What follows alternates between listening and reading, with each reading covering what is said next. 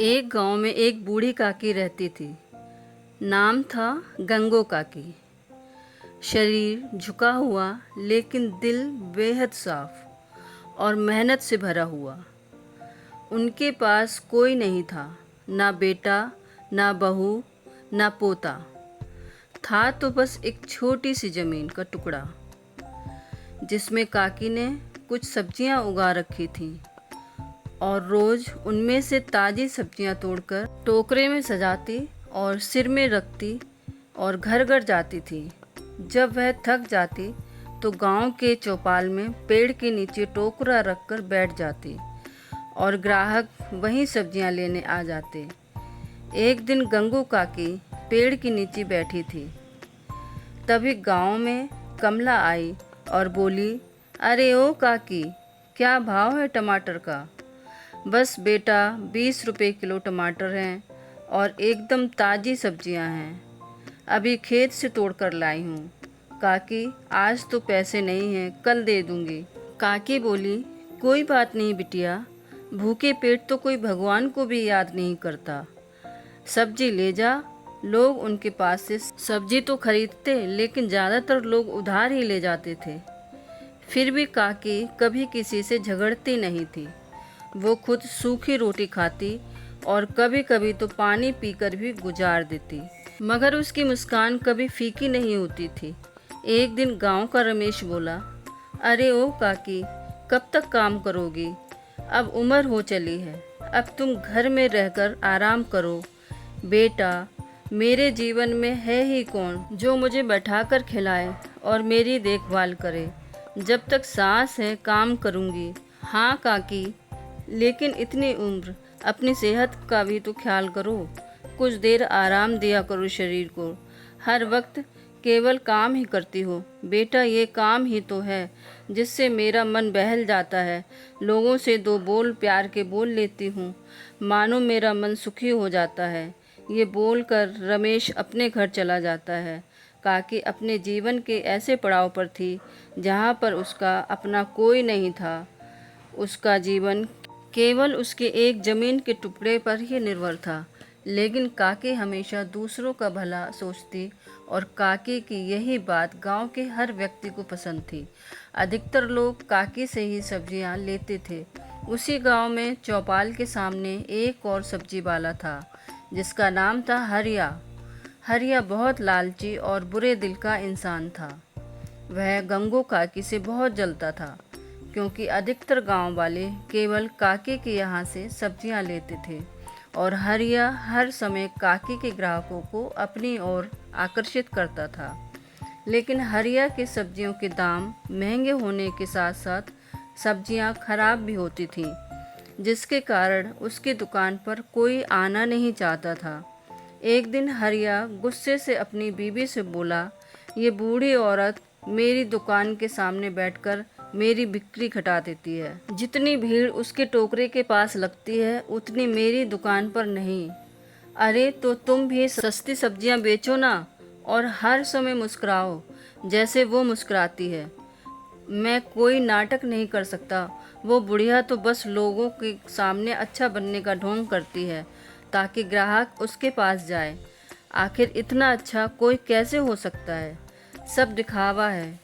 अरे तो तुम भी दिखावा करो ना और जल्दी से जल्दी कुछ सोचो और उस बुढ़िया की बिक्री कम करो, वरना हम लोग सड़क पर आ जाएंगे।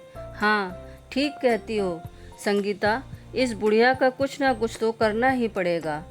हरिया और उसकी पत्नी काकी के खिलाफ साजिश कर रहे थे। वहीं दूसरी ओर काकी रोज की तरह सवेरे उठकर खेत से सब्जियां तोड़ती और टोकरी में रखकर घर में चली जाती। काकी सब्जी से भरा टोकरा झोपड़े के बाहर रखकर रात की बासी रोटी खाने लगती और तभी झोपड़े के बाहर हरिया काकी की टोकरी के पास जाता है और काकी की सारी ताज़ी सब्जियों के बदले टोकरी में बासी और ख़राब सब्जियां रख देता है। हरिया का केवल एक ही उद्देश्य था कि काकी की सब्जियों को कोई न ले और सारे ग्राहक हरिया की दुकान पर आ जाए। हरिया सब्जियों की हेरा फेरी करके चोरी छुपे अपने घर चला जाता है। तभी कुछ ही देर में काकी सब्जियों का टोकरा उठाकर चौपाल की ओर निकल जाती है। काकी के चौपाल पहुंचते ही ग्राहक आने शुरू हो जाते हैं। तभी एक औरत बोली, अरे काकी, आज की सब्जियां बड़ी बेजान और बासी नज़र आती हैं, मानो जैसे कल की बासी सब्जियां उठा लाई हो। अरे बेटा, मैंने तो सुबह ही सब्जियां तोड़ी हैं, ना जाने आज सब्जियों को क्या हो गया है, बड़ी जल्दी मुरझा गई हैं। काकी सोच में पड़ जाती है कि आज अचानक सब्जियां ऐसे बेरुखी और बेजान कैसे हो सकती हैं। दूर से हरिया ये तमाशा देखकर मन ही मन बहुत खुश होता है।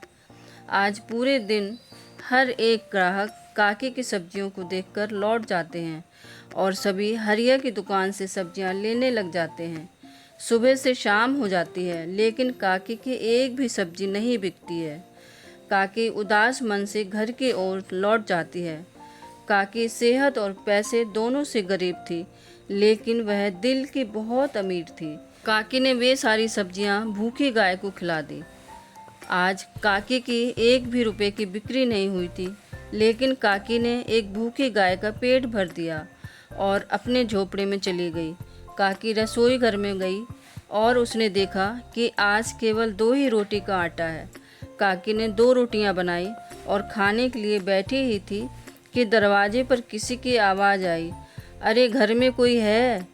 कई दिनों से भूखा हूँ, कुछ खाने को मिलेगा क्या? तभी काकी बाहर निकल कर आई और काकी ने देखा कि बाहर एक बाबा खड़े हैं, जिनके हाथ में केवल एक पुरानी और कमज़ोर टोकरी है। काकी बोली, हाँ बाबा, मेरे पास कुछ खाने को तो नहीं है, लेकिन एक रोटी है। अगर आप चाहें तो मैं वो एक रोटी आपको दे सकती हूँ। अरे माई, घर में जो भी है बस ले आ। कई दिनों से कुछ खाया नहीं है, मानो ऐसा लग रहा है कि शरीर से अब जान ही निकल जाएगी। काकी अंदर से रोटी लाकर बाबा को दे देती है। तभी बाबा बोले, माई, तूने एक भूखे का पेट भरा है, भगवान तुझे कभी भूखा नहीं रखेगा। ये ले टोकरा, इसे मेरा आशीर्वाद समझकर रख ले। काकी वह पुराना टोकरा रख लेती है और बाबा वह रोटी खाकर वहाँ से चले जाते हैं। अगले दिन काकी फिर से अपनी टोकरी में सब्जियां तोड़कर झोपड़ी के बाहर रख देती है और घर के अंदर चली जाती है। हरिया फिर से काकी की सारी सब्जियां बदल देता है और चुपके से वहाँ से चला जाता है। काकी फिर से चौपाल जाती है और उस दिन भी काकी की एक भी सब्जियां बासी होने के कारण नहीं बिकती हैं। आज भी काकी बहुत निराश होती है, क्योंकि आज भी उसकी कोई भी सब्जी नहीं बिकती है। हरिया फिर से मन ही मन बहुत खुश था, क्योंकि काकी की बिक्री कम होने से हरिया की दुकान पर ग्राहकों की भीड़ बढ़ने लगती है। कई दिनों तक हरिया अपने षड्यंत्र में कामयाब होता गया और गांव के अधिकतर लोगों ने काकी से सब्जियां लेना छोड़ दिया था। गांव वाले भी हैरान थे कि आखिर काकी की सब्जियों को क्या हो गया है, और काकी ने पहले तो कभी ऐसा नहीं किया था। अब गांव के लोग काकी के बारे में तरह तरह की बातें करने लगे थे। एक चौपाल पर हरिया अपनी पत्नी से बातें कर रहा था। देखा संगीता, कैसे मैंने उस बुढ़िया का ठिकाना लगा दिया। अब गांव का हर व्यक्ति मुझसे ही सब्जियां लेता है। अब तो मैं सब्जियों का मनचाहा दाम भी बढ़ा सकता हूँ। अब तो गांव वालों को मजबूरन महंगी सब्जी ही सही मुझसे ही लेनी पड़ेगी। हाँ, बिल्कुल सही कहा। अब सब्जियों के दाम दुगने कर दो। लोगों को सब्जियां लेने तो तुमसे ही आना पड़ेगा। हरिया और उसकी पत्नी के मन में लालच बढ़ता ही जा रहा था।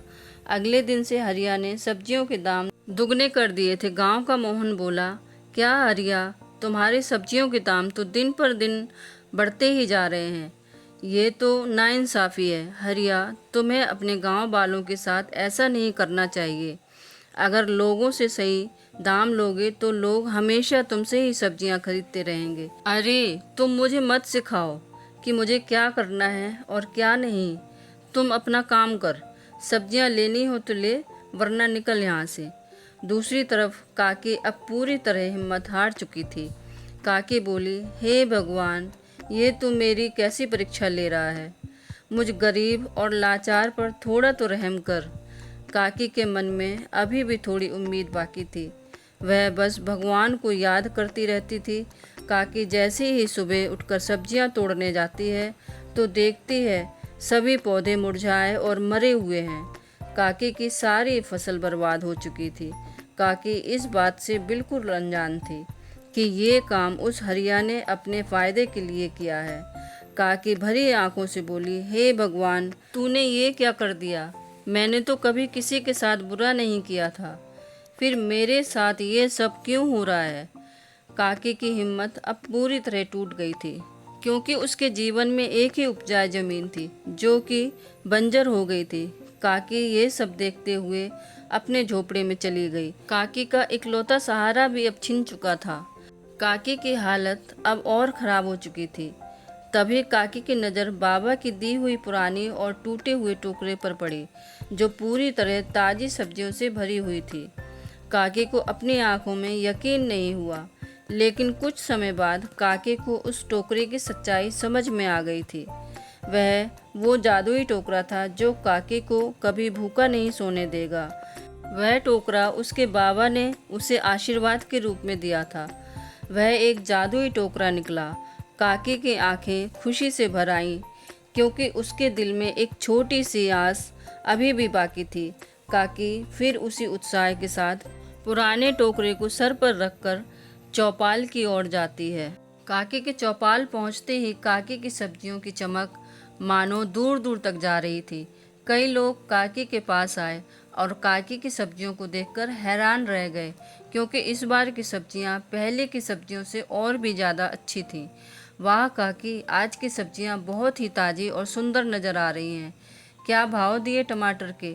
बेटा, मेरे तो सब्जियों के दाम पहले भी वही थे और आज भी वही हैं। ये बात सुनकर गांव का हर आदमी हरिया की दुकान छोड़कर काकी के पास फिर से आने लगे। वही फिर से यह सब देखकर हरिया आग बबूला हो उठा, क्योंकि उसने तो काकी का पूरा खेत बर्बाद कर दिया था। अरे, ये कैसे हो सकता है? आखिर ये सब्जियां काकी कहाँ से ले आई? मैंने तो उसका पूरा खेत बर्बाद कर दिया था। आखिर ऐसा कैसे हो सकता है? हरिया फिर से गहरी सोच में चला गया और दूसरी तरफ काकी की ताज़ी और कम दाम वाली सब्जियां मिनटों में ख़त्म हो गईं।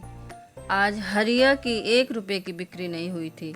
गांव वालों को तो बस मजबूरी में हरिया से सब्जियां लेनी पड़ती थी। पूरा गांव काकी की फिर से इज्जत करने लगा। घर पहुंचते ही हरिया अपनी पत्नी से बोला, अरे संगीता, क्या बताऊं, आज चौपाल में क्या हुआ। उस बुढ़िया का खेत मैंने बर्बाद कर दिया था। ना जाने वो सब्जियां कहाँ से उठा लाई, और सब्जियां फिर से एकदम ताज़ी और कम दाम में बेचने लगी। मैं तो बर्बाद हो गया। संगीता गुस्से से बोली, अरे तुमसे कोई काम ढंग से नहीं होता है। ज़रूर तुमने उसका खेत ठीक से बंजर नहीं किया होगा। तुम्हें और ज़्यादा दवाई डालनी चाहिए थी खेत में। किसी काम की नहीं हो। इस बात को लेकर दोनों में बहुत बहस होने लगी। काफ़ी समय ऐसे ही बीत गया। काकी की रोज़ सुबह वह टोकरा ताज़ी सब्जियों से भरा मिलता। काकी रोज़ उसे लेकर चौपाल की ओर निकल जाती। हरिया पूरी तरह बर्बाद हो गया था। एक दिन हरिया ने काकी पर नज़र रखने का सोचा। हरिया बोला, अरे संगीता, मुझे इस बात का पता लगाना ही होगा कि आखिरकार काकी ये सब्जियां लाती कहाँ से है। तो कब तक ऐसे हाथ में हाथ रख कर के बैठे रहोगे? जल्दी ही इस बात का पता लगाओ, वरना हम लोग सड़क पर आ जाएंगे। रोज़ कर्जदारों की लाइन लगी होती है। इस काकी का तो ठिकाना लगाओ, वरना हम लोग कहीं के नहीं रहेंगे। उस दिन से हरिया का केवल एक ही मकसद था कि काकी के राज का पता लगाना। हरिया हर समय काकी पर नज़र रखने लगा। एक दिन सुबह के समय जब काकी सो रही थी, तो हरिया काकी की खिड़की से झांक रहा था, और उसने जो देखा मानो उसकी आंखों में यकीन ही नहीं हो रहा था। हरिया देखता है, अभी अभी जो टोकरा उसने खाली देखा था, अचानक वह टोकरा अपने आप ताज़ी सब्जियों से भर गया था। हरिया ये सब देख करके चौंका और तुरंत ही अपने घर के लिए भागा और जाकर के संगीता से सारी बात बताई। संगीता ये सब सुन कर के बोली, अरे ये तुम क्या बोल रहे हो? आखिर ये सब कैसे हो सकता है? तुमने ठीक से देखा था ना? या तो तुम कोई कहानी बना रहे हो? नहीं संगीता, मैं कोई कहानी नहीं बना रहा हूँ। मैंने ये सब अपनी आँखों से देखा है, मेरी बातों का यकीन करो। अब संगीता को हरिया की बातों पर यकीन हो गया। अब संगीता खुश होकर के बोली, अरे वाह, परेशान क्यों होते हो? तुम्हें वो जादुई टोकरा चुराना होगा और उससे हम दुगने दामों पर सब्जियां बेचेंगे और बुढ़िया भी रास्ते से हट जाएगी। जब उसके पास वह जादुई टोकरा नहीं रहेगा तो वह सब्जियां भी नहीं बेच पाएगी। हरिया ये बात सुनकर के खुश हो जाता है और उसी रात काकी के घर जाकर के वह टोकरा चुराने की सोचता है। रात होते ही हरिया टोकरा चुराने के लिए काकी के घर के पीछे छिप जाता है और वहाँ पर चुपचाप खड़े होकर के काकी के सोने का इंतज़ार करने लग जाता है। और जब कुछ देर बाद काकी अपने बिस्तर पर जाकर के सो जाती है, हरिया चुपचाप घर के अंदर घुसता है और टोकरा उठा करके जल्दी से बाहर आता है और बड़ी तेज़ी से अपने घर की ओर भागता है। घर पहुंच करके वह संगीता से बोला, देखा संगीता, मैं ले ही आया काकी का जादुई टोकरा। अब हमें अमीर होने से कोई नहीं रोक सकता। हाँ, सही कहा, अब हम बहुत अमीर हो जाएंगे। रोज़ बाजार जा कर के ताज़ी सब्जियों को दुगने दामों पे बेचेंगे। तुम्हें पता तो है ना आखिर इस टोकरे को कैसे इस्तेमाल करना है? हाँ, इसे एक जगह रख देना है और सुबह उठ कर के देखेंगे तो ये ताज़ी सब्जियों से भरा हुआ मिलेगा। मैंने अपनी आँखों से देखा था। वाह, तब तो हमें अमीर होने से कोई नहीं रोक सकता। अब वह बुढ़िया इस टोकरे के बिना कुछ नहीं कर पाएगी। वहीं दूसरी ओर काकी जब सो कर के उठी तो उसने देखा उसका टोकरा गायब था। काकी बोली, हे भगवान, मेरा टोकरा कहाँ गया? रात को तो यहीं रखा था, ना जाने मेरा टोकरा कौन ले गया है। काकी को ये तो समझ में आ गया था कि टोकरा किसी ने चोरी कर लिया है। हरिया ने वह टोकरा रात में खाली रखा और सुबह उठ कर के जब देखते हैं तो वह टोकरा सड़ी गली सब्जियों से भरा हुआ था। सुबह उठ कर के संगीता चिल्लाती हुई बोली, अरे ये क्या उठा लाए हो? इसमें तो सड़ी गली सब्जियां निकली हैं। तुमने तो बोला था सुबह ये ताज़ी सब्जियों से भर जाता है। मुझे तुम्हारी बातों का यकीन ही नहीं करना चाहिए था। तुम तो किसी काम के ही नहीं हो। नहीं संगीता, मैंने तो अपनी आँखों से देखा था, पर पता नहीं ये कैसे हो गया। लगता है ये टोकरा ख़राब हो चुका है और इसने काम करना बंद कर दिया है। हाँ, तो इसे उठा करके काकी के मुंह में मार के आओ। और वैसे भी ये किसी काम का नहीं है और अब तो इसमें बासी सब्जियां निकल रही हैं। अब ये तो बुढ़िया के भी किसी काम का नहीं होगा और अब तो सब तुमसे ही सब्जियां लेंगे। हरिया वह टोकरा उठा करके काकी को दे आता है और गुस्से में बोलता है, अरे ओ काकी, ये टोकरा अब तुम्हारे भी किसी काम का नहीं है। ये ले अपना टोकरा। हरिया की ये बात सुन करके काकी को अब सब समझ में आ गया था कि हरिया ने अपने फ़ायदे के लिए काकी का कितना नुकसान किया था।